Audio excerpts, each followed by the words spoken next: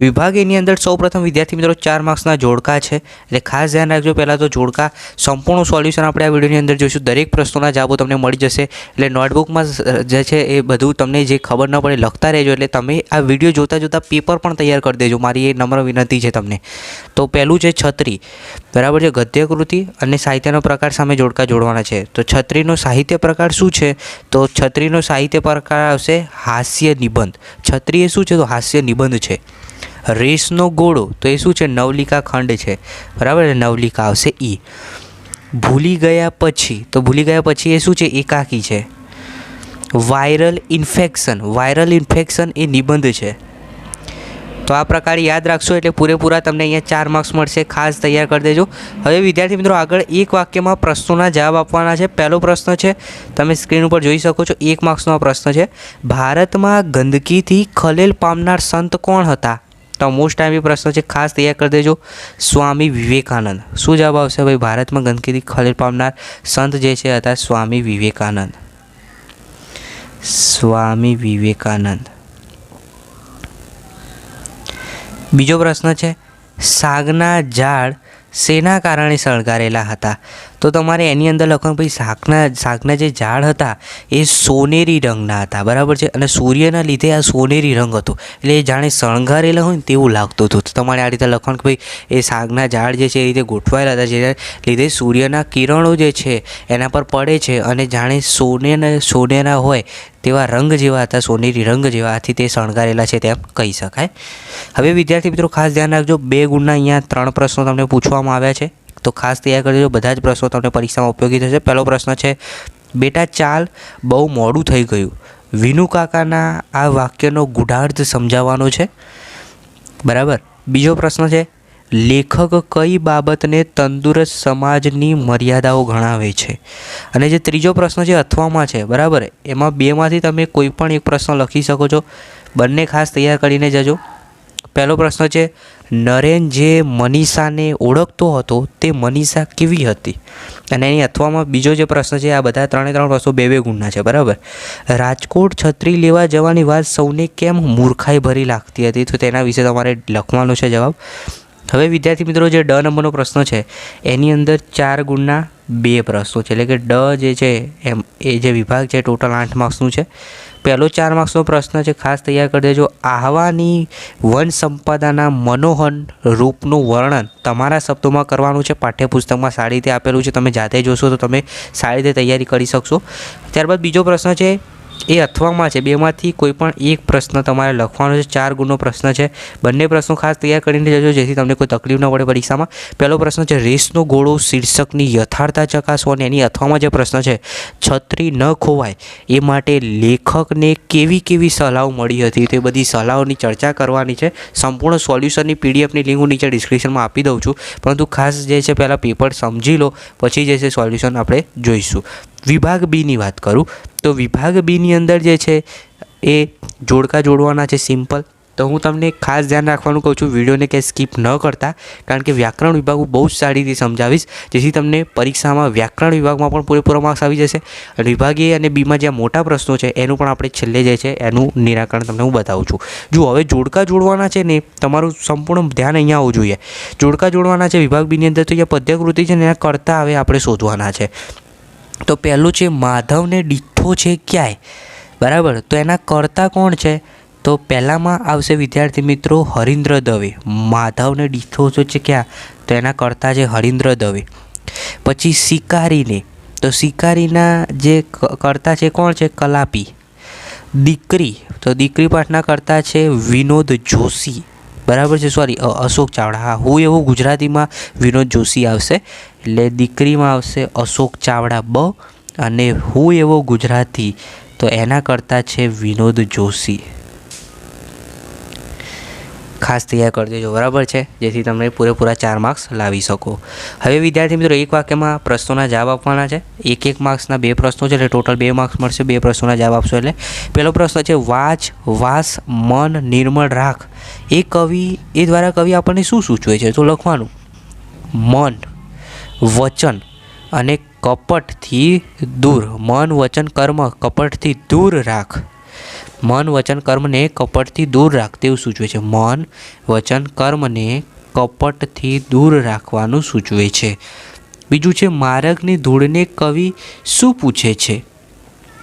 બરાબર છે. તો માર્ગની જે ધૂળ છે એને કવિ શું પૂછે છે? તો મારા માધવને દીઠો છે ક્યાં? મારા માધવને ક્યાંય દીઠો છે? તમારા જવાબમાં લખો કે માર્ગની ધૂળને કવિ મારા માધવને ક્યાં દીઠો છે તેવું પૂછે છે. હવે વિદ્યાર્થી મિત્રો ખાસ ધ્યાન રાખજો, 2 ગુણના 3 પ્રશ્નો એટલે કે ટોટલ 6 માર્ક્સ. બરાબર. તો તમારે આ ખાસ તૈયાર કરી દેવા છે, કારણ કે પ્રથમ પરીક્ષામાં તો તમને ઉપયોગી થશે, પણ આવનારી જે ગુજરાત બોર્ડની પરીક્ષા છે એમાં પણ તમને અહીંયા ઉપયોગી થશે. પહેલો પ્રશ્ન છે પક્ષીને પામવા કવિ શું કરવાનું કહે છે? ત્યારબાદ બીજો પ્રશ્ન છે સત્યના આયુધની કવિ વિશેષતા જે છે એ સંગત શા માટે વિશેષતા છે પહેલાં એ લખવાની દે તમારે. ત્યારબાદ જે ત્રીજો પ્રશ્ન છે જુઓ શું કીધું છે, ગંગા સતી પાનબાઈને કેવી વ્યક્તિની સંગત કરવાનું કહે છે?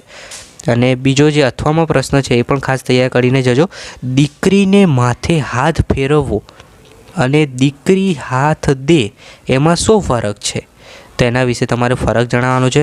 સંપૂર્ણ સોલ્યુશનની પીડીએફની લિંક હું નીચે ડિસ્ક્રિપ્શનમાં આપી દઉં છું, ત્યાંથી આ મોટા પ્રશ્નોના જવાબો મળી જશે. પરંતુ ખાસ મારે જે વ્યાકરણ વિભાગ સમજાવવાનો છે એમાં ખાસ ધ્યાન રાખજો, પછી પીડીએફ જે છે ડિસ્ક્રિપ્શનમાંથી ડાઉનલોડ કરી દેજો. સૌપ્રથમ જુઓ 4 ગુણના પ્રશ્નો છે, 2 પ્રશ્નો છે. બરાબર છે. એટલે ટોટલ તમને 8 માર્ક્સ અપાવશે. એટલે આ 4 ગુણના જો 2 પ્રશ્નો તમને આવડી જશે, ચોખ્ખા તમારા 8 માર્ક્સ અહીંયાથી કવર થઈ જશે. પહેલો પ્રશ્ન છે નરસિંહ મહેતા વૈષ્ણવજનના કયા કયા લક્ષણો જણાવે છે? મોસ્ટ ટાઈમ પ્રશ્ન દરેક પરીક્ષામાં હોય છે, ગુજરાત બોર્ડની પરીક્ષામાં માટે પણ આ પ્રશ્ન અહીંયા પીછે ખાસ તૈયાર કરજો. નરસિંહ મહેતા વૈષ્ણવજનના કયા કયા લક્ષણો જણાવે છે? ત્યારબાદ બીજો પ્રશ્ન છે જે ખૂબ ઉપયોગી છે, ખાસ તૈયાર કરજો, જેની અંદર 2 પ્રશ્નો છે. પહેલો પ્રશ્ન મોસ્ટ ટાઈમ છે શિકારીને કાવ્યમાં કવિ શિકારીને કઈ શિખામણ આપે છે? આ ગુજરાત બોર્ડની પરીક્ષામાં પણ પૂછાઈ ગયેલો પ્રશ્ન છે, ખાસ તૈયાર કરજો. અને આ પેપર પણ ગુજરાત બોર્ડ દ્વારા તૈયાર કરવામાં આવ્યું છે, એટલે 100% તમને પ્રથમ પરીક્ષા, દ્વિતીય પરીક્ષા અને ગુજરાત બોર્ડની પરીક્ષાઓ સુધી પણ ખૂબ ઉપયોગી થશે, એટલે ખાસ આ તૈયાર કરી દેજો. એની ઓરમાં જે બીજો પ્રશ્ન છે કે ભાઈ કવિ પોતે ગુજરાતી હોવાનું ગૌરવ કયા કયા કારણસર અનુભવે છે? તો આ પ્રશ્ન તમારા માટે મોસ્ટ ટાઈમ છે આ વર્ષે, ખાસ તૈયાર કરજો. હવે વિદ્યાર્થી મિત્રો વાત કરીશું વિભાગ છે મેન વ્યાકરણ વિભાગ. ખાલી તમે વિડીયોમાં શાંતિથી ધ્યાન રાખશો ને તો પણ તમારે ખાલી આટલો વિડીયો જોશો ને તો બી આ વ્યાકરણ વિભાગના 20 માર્ક તો હું તમને લખીને રાખું છું, ફાઇનલ થઈ જશે. જુઓ પહેલો પ્રશ્ન શું કીધું છે, પહેલાં સૌપ્રથમ આપણે અહીંયા જોઈએ તો સાચી જોડણી, તો નિસરણી. તો નિસરણી જે છે ભાઈ આવી રીતે લખાય, જુઓ નિસરણી. તો વચ્ચેની જોડણી જે છે નિસરણી આ સાચી છે, બી નંબરની. પૂંજી, પૂંજીની સાચી જોડણી આ રીતે થાય, પુઆમ આવે અને જીયા, તો આ આવશે. બરાબર, પૂંજી. ક્લિયર ના હોય તો નોટબુકમાં સાથે સાથે લખતા રહો, જેથી તમને યાદ રહે. લખશો તો જ તમને યાદ રહેશે. ઉમા વત્તા ઈસ, હવે ઉમા અને ઈસ જોડો તો શું થશે? ઉમેશ, ઉમેશ આવશે. બરાબર. ત્રીજો પ્રશ્ન છે સદૈવની સંધિ છૂટા પડવા વિગ્રહ કરવાનો છે. બરાબર છે. તો સદા વત્તા એવ, સદૈવ એટલે શું થશે? સદૈવ, સદા વત્તા એવ. ચોથું છે જેની અંદર તમારે સમાસ ઓળખવાનો છે, ભજન મંડળી. ભજન મંડળી જે છે એ શું છે? તત્પુરુષ છે, તત્પુરુષ સમાસ. મહાદેવ, દેવોના દેવ મહાદેવ એ શું છે? કર્મધાર્ય સમાસ. ખાસ યાદ કરજો. બરાબર, મહાદેવ જે છે કર્મધાર્ય સમાસ આવશે. હવે વિદ્યાર્થી મિત્રો આગળ તમને પ્રત્યયવાળો પ્રશ્ન પૂછ્યો છે, સુગંધ શબ્દમાં કયો પ્રત્યય જોવા મળે છે? તો સુગંધ શબ્દની અંદર શું એ શું થઈ ગયો? પૂર્વ પ્રત્યય, તો પૂર્વ પ્રત્યય આવશે. છઠ્ઠો પ્રશ્ન છે સમાનાર્થી સાવજ. સાવજ એટલે શું થશે? સિંહ, સિંહ આવશે. બરાબર. અહંકાર, અહંકાર એટલે અભિમાન, અભિમાન, ખાસ યાદ રાખજો. હવે હિંમત સંજ્ઞાનો આપેલ વિકલ્પમાંથી સાચો. હિંમત એટલે શું થયું? દ્રવ્યવાચક ના આવે, વ્યક્તિવાચક ના આવે, ભાવવાચક આવશે. હિંમત એટલે ભાવવાચક. ક્લિયર. ચલો હવે આગળ વિદ્યાર્થી મિત્રો 8મો પ્રશ્ન છે, રૂઢિપ્રયોગના અર્થ આપવાના છે, ખાસ ધ્યાન રાખજો. આંખ ભીની થવી એટલે શું થવું? હૃદય દ્રવી ઉઠવું, હૃદય દ્રવી ઉઠવું. બીજું છે ફાંફા મારવા. ફાંફા મારવા એટલે આમ તેમ ભટકવું. બરાબર છે, આમ તેમ ભટકવું અથવા તો વ્યર્થ પ્રયત્ન કરવા, વ્યર્થ પ્રયત્ન કરવા. ચલો કહેવતનો અર્થ આપો. મોરના ઈંડા ચિતરવા ન પડે. તો એનો મતલબ શું થયું કે ભાઈ માતા પિતાના સારા ગુણ એ બાળકમાં આવી જ જાય, મોરના ઈંડા ચીતરવા ના પડે. એનો અર્થ શું થાય? માતા પિતાના ગુણ બાળકમાં આવી જ જાય. બાપ તેવા બેટા. ચલો 10મું જે છે એની અંદર નીચેના શબ્દ સમૂહ માટે એક શબ્દ આપો. આંખને ગમી જાય તેવું. તો એને શું કહીશું આપણે? શબ્દ સમૂહ ન્યનમય, ન્યનરમય. માનવનું ભક્ષણ કરનાર, તો માનવભક્ષી, માનવભક્ષી. ત્યારબાદ વિદ્યાર્થી મિત્રો વિરોધી શબ્દ પ્રત્યક્ષ. એનો વિરોધી શબ્દ શું થાય? પરોક્ષ, પરોક્ષ. હવે અહીંયા બે શબ્દનો અર્થ આપવાના છે. પાણી એટલે શું થાય? જળ, આપણે પાણી પીવાનું પાણી. અને પાળી, પાળી એટલે શું થશે? તો અહીંયા પાળીનો મતલબ થશે હથેળી. પહેલું જે પાણી છે એનો મતલબ થશે જળ, અને આ જે બીજું પાળી છે એનો મતલબ થશે હથેળી. હવે તળપદા શબ્દનું શિષ્ટ રૂપ આપવાનું છે જંતર. તો જંતર એટલે વાજિત્ર, વાજિત્ર. નોટબુકમાં લખતા રહેજો, બરાબર? એટલે વ્યાકરણમાં પૂરેપૂરા 20માંથી 20 માર્ક્સ આવી જશે તમારા. હવે આપેલા વાક્યમાંથી વિશેષણ શોધી તેનો પ્રકાર લખો. તો ગોવિંદ પાસે પાસેર ઘી મંગાવ્યું. ઘી મંગાવ્યું પણ કેટલું? પાસેર. પાસેર એટલે સંખ્યાવાચક. હા, એનો પ્રકાર થઈ ગયો. વિશેષણ શું છે? પાસેર. એનો પ્રકાર શું છે? સંખ્યાવાચક. હવે ક્રિયા વિશેષણ શોધવાનું છે. અમદાવાદમાં હોસ્પિટલમાં અચાનક આગ લાગી. તો અચાનક એ ક્રિયા વિશેષણ છે અને એ શું બતાવે છે? સમયવાચક. આ એનો પ્રકાર થયો સમયવાચક. ચલો, છે ને એકદમ વ્યાકરણ ઇઝી. ચલો હવે ધ્વનિ ઘટકો છૂટા પડવાના છે. મોચ, પીચ. તો મોર પીચનું શું છે? મ વત્તા ઓ વત્તા ર વત્તા પી, પછી ઈ વત્તા ચ વત્તા છ. સત્યાગ્રહ, તો સત્ય વત્તા આગ્રહ. હવે વિદ્યાર્થી મિત્રો વિભાગ ડી જોઈએ. હવે વિભાગ ડીની અંદર પહેલો પ્રશ્ન છે જે વિદ્યાર્થી મિત્રો એ 4 ગુણનો છે, ખાસ ધ્યાન રાખજો. તમને અહીંયા એમ કીધું છે, જુઓ પહેલું શું છે? તો કદમ અસ્થિર રહો અને કદી રસ્તો નથી જડતો, અડગ મનના મુસાફિરને હિમાલય પણ નથી નડતો. તો આ કાવ્યનો તમારે અર્થ વિસ્તાર લખવાનો છે. 2 કાવ્યો આપેલા હશે, 2માંથી કોઈ પણ એકનો તમે અર્થ વિસ્તાર કરી શકશો. એટલે આ પ્રશ્ન અથવામાં હશે, ખાસ ધ્યાન રાખજો. કડવા હોય લીમડા પણ શીતલ સીને સાય, બાંધવ હોય અબોલડા તોય પોતાની બાય. ત્યારબાદ 2 નંબરનો જે પ્રશ્ન છે જેની અંદર 4 માર્ક્સનો પ્રશ્ન છે. તમારી શાળામાં યોજાયેલ વૃક્ષારોપણ કાર્યક્રમનો અહેવાલ લખવાનો છે. આ વર્ષે વિદ્યાર્થી મિત્રો સ્વતંત્રતા દિવસ, બરાબર છે, 75મો આઝાદી કા અમૃત મહોત્સવ પૂછાવાની શક્યતા છે. આઝાદી કા અમૃત મહોત્સવ, એટલે આ પણ તમે ખાસ તૈયાર કરજો. આ તો તૈયાર કરજો જ વૃક્ષારોપણ, પરંતુ સાથે સાથે આ પણ કરજો.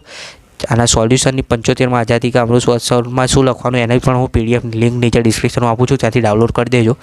હવે તમને અહીંયા ગદ્યખંડ આપ્યો છે ને, એનું 1/3 ભાગમાં સંક્ષિપ્ત કરવાનું છે. હવે આનું શીર્ષક શું થશે? તો જુઓ, તમને અહીંયા દેખાય છે પાડોશી પ્રત્યેનો પ્રેમ, ધર્મ, બરાબર? તો પાડોશી પ્રત્યેનો જે પહેલો ધર્મ છે, તો અહીંયા તમે શીર્ષક તરીકે પાડોશી લખી શકો છો, પછી ધર્મ પણ લખી શકો છો.